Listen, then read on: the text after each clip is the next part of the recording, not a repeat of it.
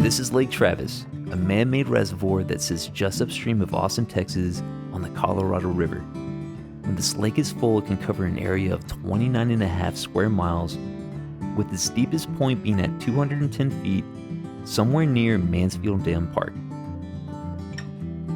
Serving primarily as flood control, the water level in this reservoir can fluctuate drastically, as this part of Texas is known to be subject to cyclical droughts that can occur every 8 to 10 years, and then followed by intense monsoons, which in some cases can fill the lake up within days. These changing water levels can expose islands, caves, and other sorts of features that have been long forgotten over the past decades.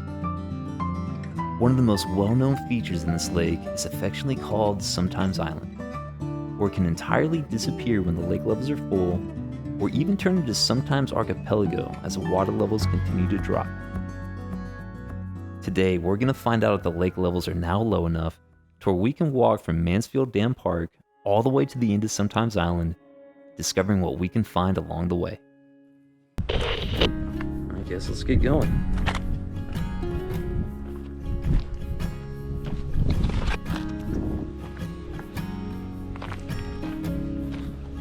Yep, it connects.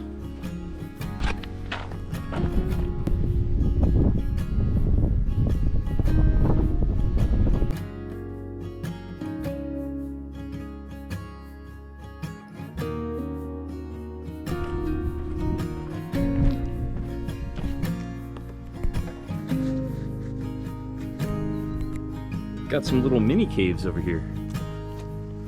Definitely don't go anywhere. And if they do, it's like they almost immediately just go to the top of this cap rock. It's still pretty cool. Check that out. A little hole that goes straight to the top. So I think it's gonna be easier if I just get up here on the top of this cap rock.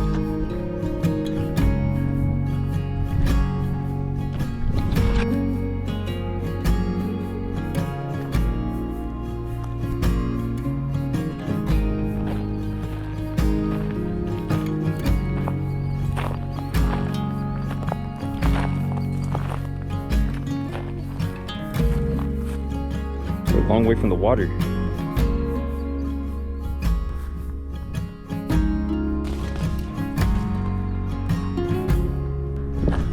This landscape up here is just riddled with these hollow trees.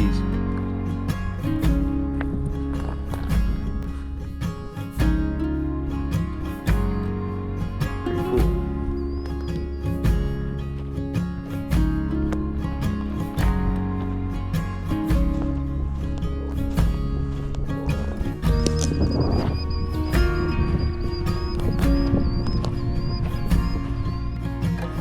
Fire pit.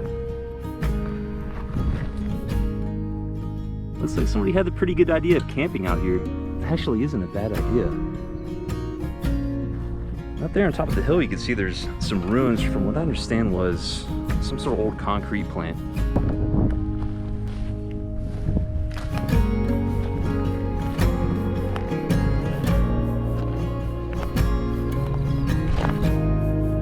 These ruins that you see scattered across the landscape are the remains of what is known as the shaker plant. The shaker plant was built in the 1930s as a way to produce the concrete that was needed to construct the Mansfield Dam. As the dam was completed, the lake eventually filled, completely covering these ruins underwater. There is still much more to the shaker plant than we can currently see because a lot of the structure is still on the bottom of the lake, creating an amazing local dive site. If you're interested in checking out these underwater ruins, you can do so by riding on a local dive charter known as the Giant Stride. I'll leave a link to this in the description.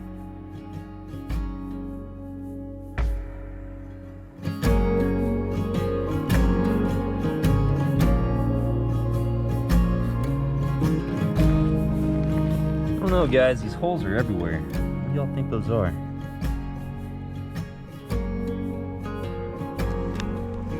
They don't belong to rattlesnakes. I think I'm okay with it. It's also cool as you can see all the leftover zebra mussels. They've only been out here for a few years too.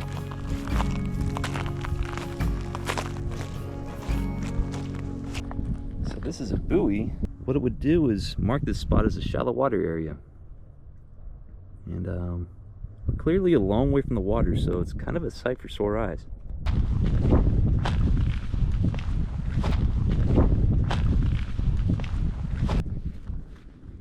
And of course, we got another beautiful set of ruins up here. And then you can even see some more down there. And if you go diving, just right down there, you'll see a lot more structure. It's actually a really good dive.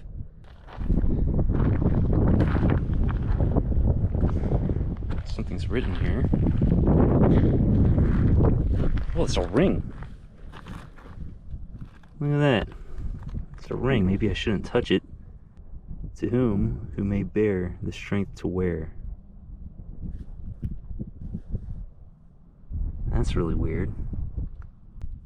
And the ring itself is pretty cool. I'm not wearing it. I don't know. It sounds pretty creepy. So if you feel like you have the strength, come over here and be my guest. To whom who may bear the strength to wear. Put that back where I found it. It's kind of funny under this lighting. It kind of makes me think of Stonehenge or something. So there it is. This is called Sometimes Island, and it's usually just about an acre of land or so that is above the water. It'll disappear and reappear as lake levels rise and lower. A lot of times it's actually completely covered. And as you can tell, there's quite a bit more land that way. We're going to try to make it all the way to the end. And hopefully we can do so before it gets too dark. So we'll see if we can make it. So here's the other one.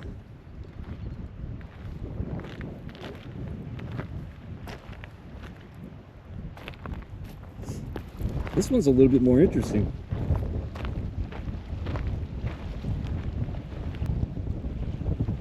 It's on a nice slope.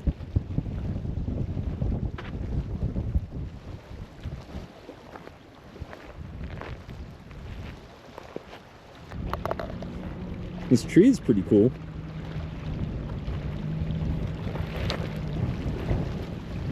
It's a lot of erosion.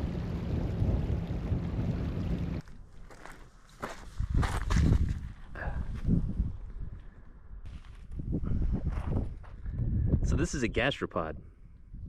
It's a fossil from what I understand would be the Cretaceous period. And it's a giant sea snail.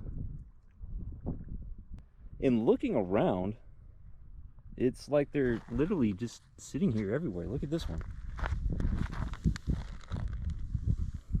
It's like a bunch of cinnamon rolls laying out here. Look at that perfect spiral. How amazing is that?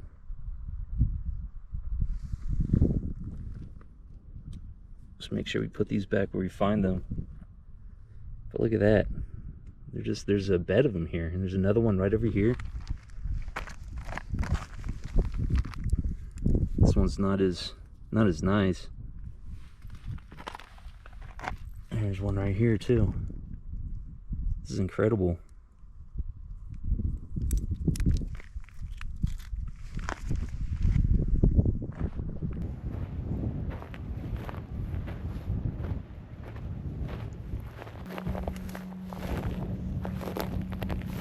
This is another high point up here.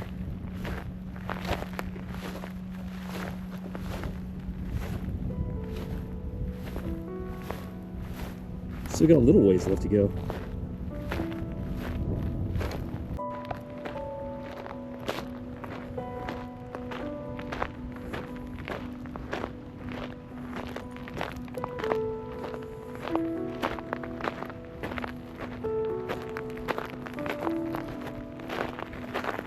Yeah, there's the end over there.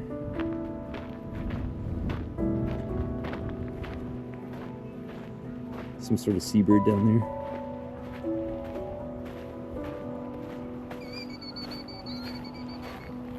So here it is, the end. I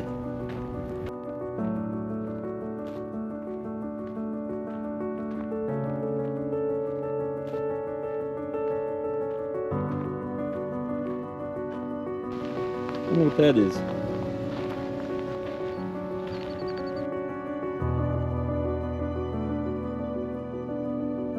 Now, after making it out to the end of this island, you might be wondering what the next step is. All right, well, I guess we go back.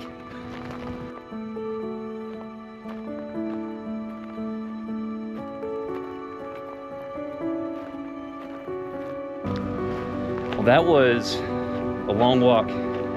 And we're finally there. Time to get back and see if we can make it back to the car before it gets completely dark outside. So, wish me luck.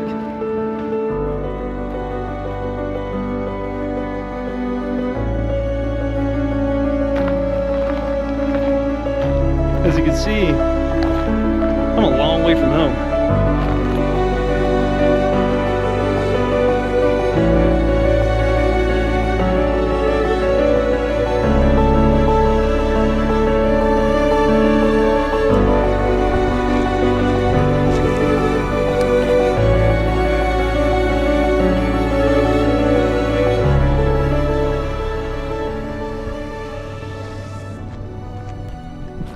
Oh wow,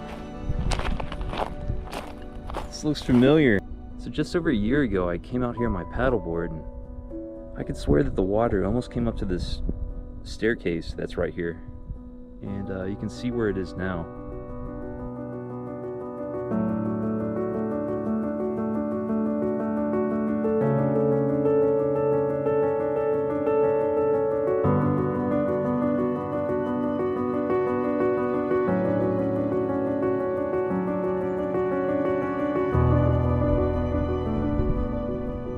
That's just within a year. And of course, the year before that, 2 years ago from today, this was all underwater.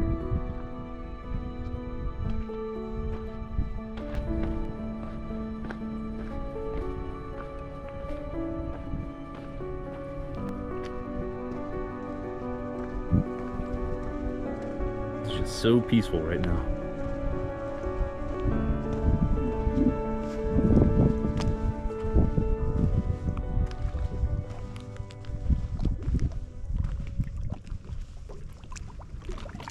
Hear that noise?